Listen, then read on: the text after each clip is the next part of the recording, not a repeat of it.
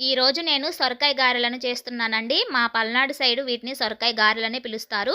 ఈ చిన్న ముక్కను రూ. 30 పెట్టి తీసుకొచ్చానండి. దీనికి 30 ఘాట్లు దాకా ఉన్నాయి. అవే లెక్కేస్తున్నాను నేను ఎంతమందికిచ్చారా దీన్ని అని. మినపగుండ్లు, బియ్యం 2 కలిపి పట్టించినటువంటి పిండి అండి ఇది. ఇక్కడ సొరకాయ తురుము, ఆనియన్స్, పచ్చిమిర్చి, జీలకర్ర, కరివేపాకు ఉంటే అల్లం కూడా వేసుకోవచ్చండి.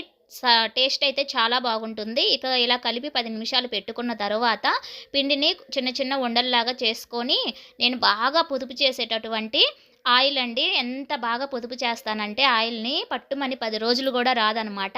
మళ్ళీ అందులో ఏదో ఉన్నట్టుగా ఆయిల్ ప్యాకెట్స్‌ని కూడా 3 రోజుల పాటు మూలన పెట్టి మురగపెడతాను. అందులో ఉన్న చుక్కలను కూడా ఆయిల్ చుక్కలను కూడా వంటలో వాడేసేయాలని.